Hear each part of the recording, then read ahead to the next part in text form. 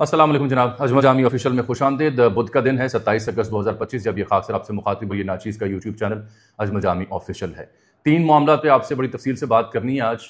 सैलाब सबसे पहले, ये जो कुदरती आफत है, हमारी अपनी कमज़ोरियाँ, खामियाँ, जिसका खमियाजा हम भुगत रहे हैं। पूरा पंजाब इसकी जद में है और अभी एक मरहला ऐसा बाकी है जिसके बारे में आपको नहीं बताया जा रहा। यहाँ से जब ये सैलाब गुजर जाएगा तो आगे जनूबी पंजाब और सिंध में क्या होना है, इस हवाले से कुछ लोगों ने एंटिसिपेट कर रखा है। बड़ी खौफनाक खबर है, वो बयान करूंगा। 8 अजला में फ़ौज तलब कर ली गई है। आने वाले 24 से 48 घंटे इंतहाई क्रिटिकल हैं। कौन कौन सी आबादियाँ ज़ेर-ए-आब आ सकती हैं, कहाँ कहाँ तबाही फैलेगी, कौन कौन से शहर मुकम्मल तौर पर डूब सकते हैं, जायज़ा हमने लेना है आज। और इस वक्त मुख्तलिफ बैराजेस की, दरियाओं की सूरत हाल है क्या, साइंटिफिक डेटा के साथ महकमा मौसमियात क्या बता रहा है, बिलखुसूस आप सब के लिए कि सफ़र से क्यों गुरेज करना है और हम अपनी कोताहियों की वजह से कितना कीमती पानी समुद्र बुर्द करने जा रहे हैं, ये भी रिकॉर्ड है पाकिस्तान में। साथ मैं आपसे डिस्कस करूंगा करतारपुर साहब की सूरत हाल। सिखों का मुक़द्दस मुकाम है, पूरी दुनिया से इस मुक़द्दस मुकाम के हवाले से तहफ़्फ़ुज़ात का इजहार किया जा रहा है, कंसर्न शो की जा रही हैं। और जुमला ये है कि भारत अब वाक़यातन जो आबी जारहियत है वो नहीं कर रहा, बल्कि पानी को हथियार के तौर पर इस्तेमाल कर रहा है। मैंने PTI का भी जिक्र करना है आज के व्लॉग में। अली अमीन गंडापुर साहब की एक मुबैना तौर पर ऑडियो सामने आई है जो मैंने मुख्तलिफ अकाउंट्स पर देखी।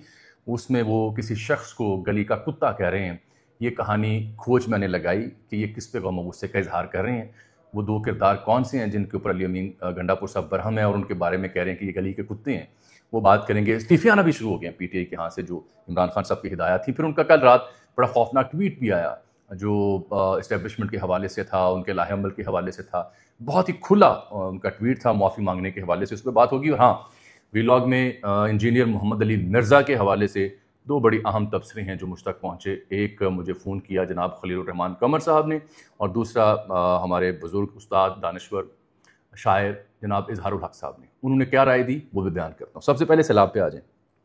सबसे पहले तो मैं आपसे अर्ज़ करूँ कि 8 अजला हैं जहाँ पे फ़ौज तलब कर ली गई है। आज आपने देखा होगा DGI SPR हूँ या चेयरमैन NDMA हूँ या तारड़ हूँ, उनकी प्रेस कॉन्फ्रेंस भी आई सामने। लाहौर, कसूर, सियालकोट, फैसलाबाद, नारोवाल, हाफजाबाद, उकाड़ा और सरगोदा में फ़ौज तलब कर ली गई है। और जब मैं आपसे मुखातिब हूँ 27 अगस्त की शाम, तो पाकपतन शहर भी सैलाब की जद में आ चुका है और मुझे खदशा है कि फ़ौज 8 से ज़ायद अजला में तलब करना पड़ेगी। ये सूरत हाल है। यहाँ लाहौर के बारे में आपको बताऊं कि शाहदरा, दरियाए रावी और आसपास के इलाके, पाक व्यू सोसाइटी अलीम खान साहब की, वहाँ भी रात ऐलानात हुए। तो यहाँ किस्सा बड़ा मुख्तसर सा है। दरियाए रावी के साथ जो हमारी लाहौर की अशराफिया ने किया, हुक्मरानों ने किया, सियासतदानों ने किया, प्रॉपर्टी डीलर्स और हाउसिंग सोसाइटीज़ ने किया, जो सलूक किया, बहुत बुरा सलूक किया। दरियाए रावी हो या दरिया का पानी हो या कुदरत हो या आफत हो, उसने अपना इंतकाम लिया है। भुगतेंगे अवाम। इस पे जो कब्जा किया गया था वो अब सैलाब वागुजार करवा रहा है, लेकिन भुगतेंगे हम। ये हाल नहीं है यहाँ पे। अब असल सूरत हाल तब बननी है, जो मैं आपको खबर सबसे पहले दे दूं, फिर आप कहते हैं कि बात लंबी करता हूं मैं, कि जो पाकिस्तान का दरियाई निज़ाम, अगर आप उसको समझें, अभी तो हम पंजाब के अपर रीजन में भुगत रहे हैं ना, लाहौर से लेकर जितने अजला का मैंने नाम लिया, लेकिन असल खबर, असल भयानक जो मंजर है, जो मेरी दानिश समझ रही है, जो मैंने कुछ एक्सपर्ट से बात की है, वो ये है कि आप देखें दरियाए सतलुज, ये सुलेमान किस्से इस्लाम से होता हुआ पंजनद में आता है। फिर दरिया रावी जो है शाहदरा बल्लो किसी होता हुआ सदनाई में आता है, फिर आगे पंजनद। फिर दरिया चनाब मराला से खान की कादराबाद रेमू से होता हुआ फिर पंजनद में आता है, इसलिए पंजनद उसका नाम रखा गया। दरिया झेलम मंगला रसूल से होता हुआ रेमू और फिर पंजनद पे।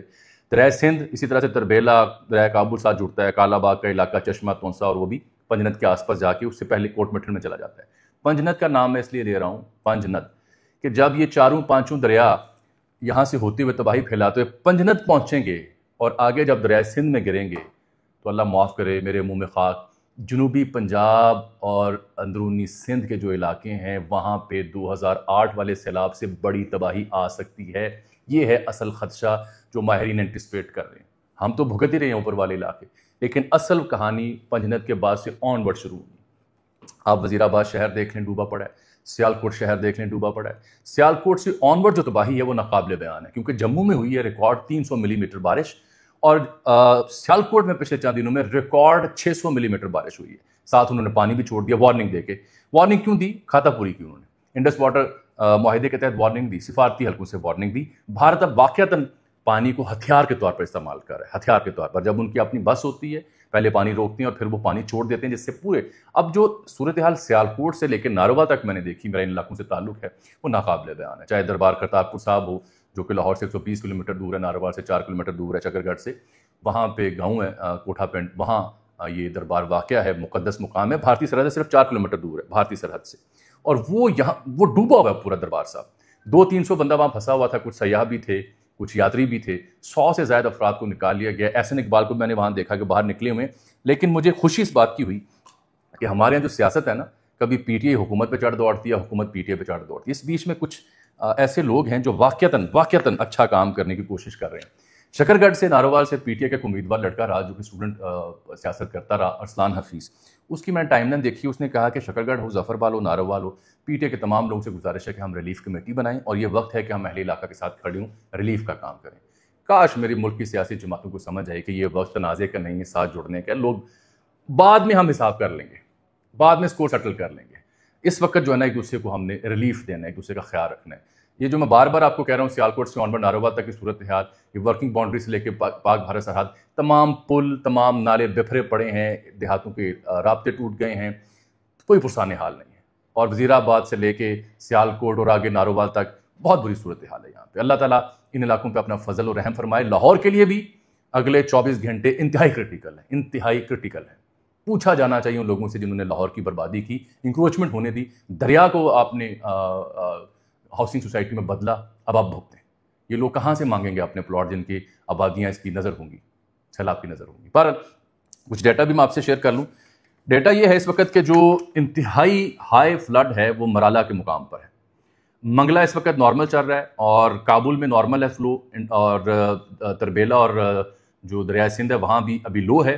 لیکن سب سے زیادہ خدشہ مرالا میں ہے جہاں پہ جو فلو ہے وہ 5 لاکھ کیوسک سے زائد کا ہے، ویری ہائی سے کہا جا رہا ہے. خانکی کا جو علاقہ ہے چناب کے اوپر جو براج ہے وہاں پہ 10 لاکھ سے اوپر کا ہے، یہ ایکسٹریملی ہائی سے کہا گیا ہے. اور قادر آباد جہاں پہ بہت خدشہ ہے وہاں پہ بریچنگ بھی کی گئی ہے، کئی مقامات پہ ایکسپلوسیو مواد رکھ کے اڑایا گیا ہے تاکہ آس پاس کے علاقوں جو نسبتاً کم آبادی والے ہیں وہاں سے سیلاب چلا جائے، بڑی آبادیوں کو بچایا جائے. قادر آباد میں بہت صورتحال سنگین ہے، یہاں پہ ایکسٹریملی ہائی ہے. جسر کے علاقے میں بھی ایکسٹریملی ہائی ہے. شاہدرہ میں بھی میڈیم ہے، اس لیے میں کہہ رہا ہوں اگلے 24 گھنٹے دیکھنے والے ہیں. بلوکی میں بھی میڈیم ہے اور گنڈا سنگھ والا میں صورتحال ایکسٹریملی ہائی ہے.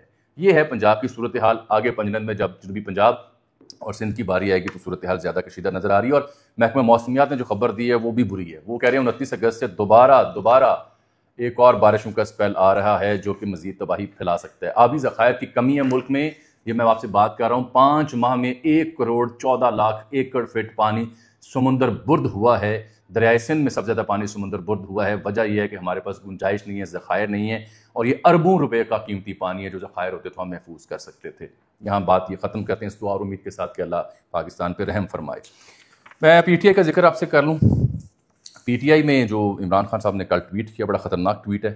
براہ راست انہوں نے فوجی قیادت کا ذکر کیا ہے، آمریت کا الزام لگایا اور کہا ہے کہ جب مجھ سے معافی مانگنے کا مطالبہ کیا جا رہا ہے، معافی تو مجھ سے مانگی جانی چاہیے. تو لہٰذا وہ جتنی بھی تجاویز تھیں کہ معافی مانگ لیں، ریگریٹ شو کر لیں، اس بندے نے تو کہا ہے کہ نہیں، ایسا میں نے نہیں کرنا. اب یہ ان کو اس کی کیا بھگتنا پڑ سکتا ہے اس کا خمیازہ، یہ تو آنے والے دنوں میں آپ دیکھیں گے. لیکن انہوں نے کہا ہے کہ میرا خاندان نشانے پر ہے. بچے جو بھانجے گرفتار ہوئے، گوشہ بیگم کے حوالے سے ذکر کیا کہ اس کے ذریعے مجھے توڑنے کی کوشش کی جا رہی ہے.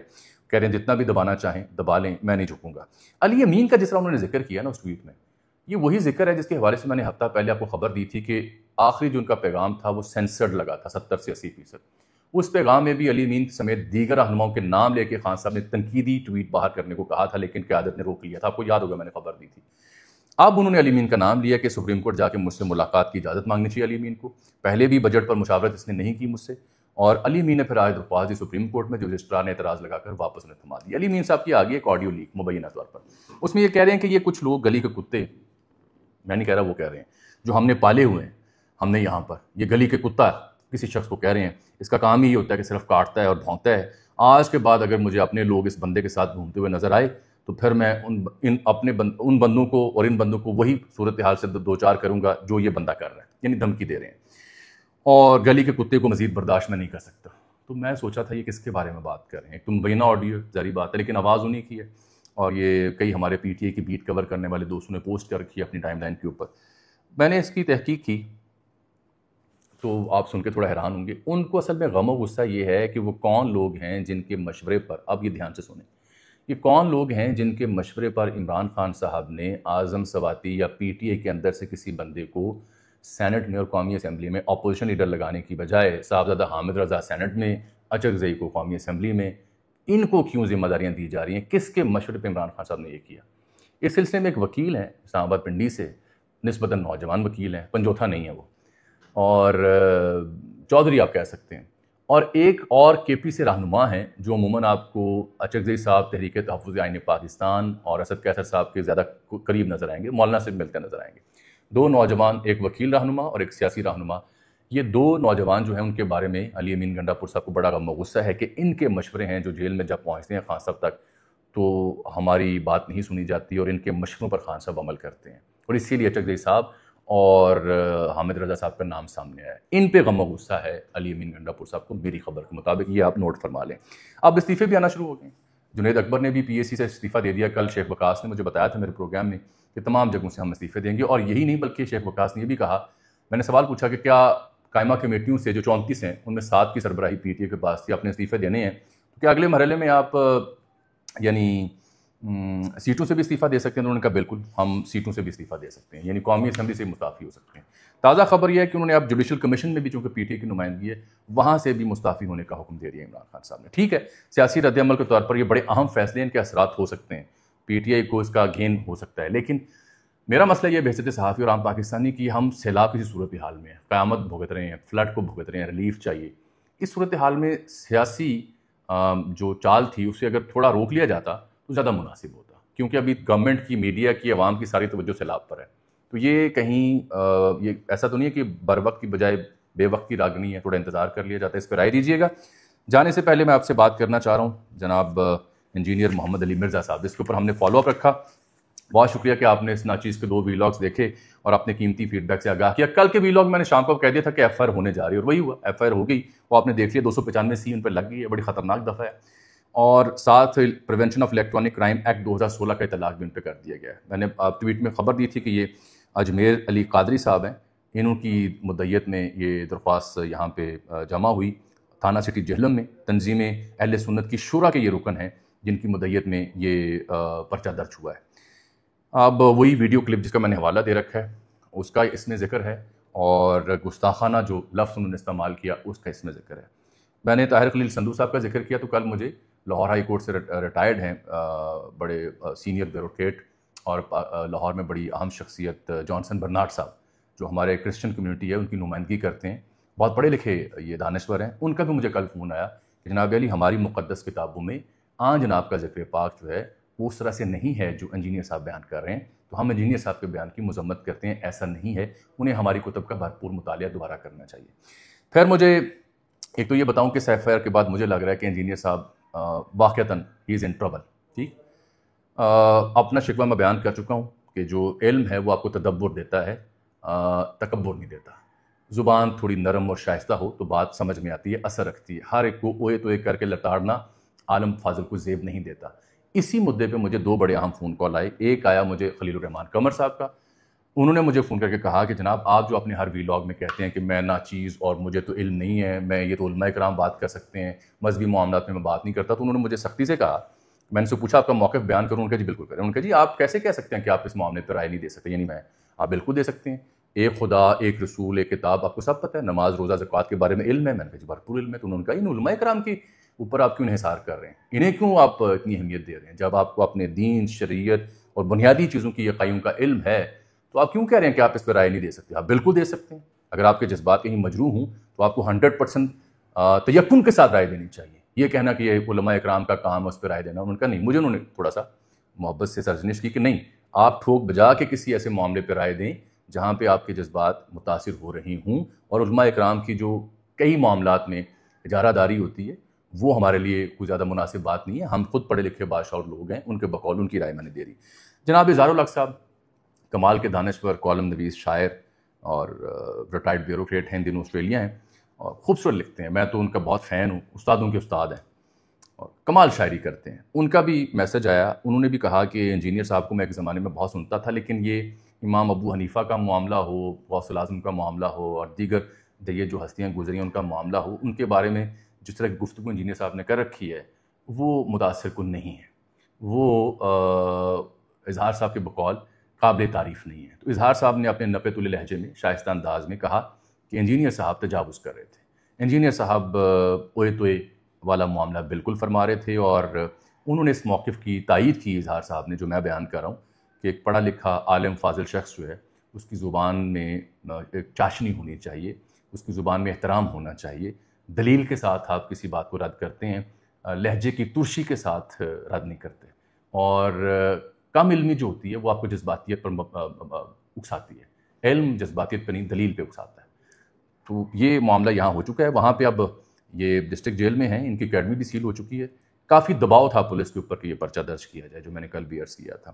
آئی تھنک یہ معاملہ اب لمبا چلے گا، انجینئر صاحب کو چاہیے کہ وہ رجوع کرے تو بہتر ہے۔ مجھے آج کے لیے اجازت دیجیے، اللہ حافظ۔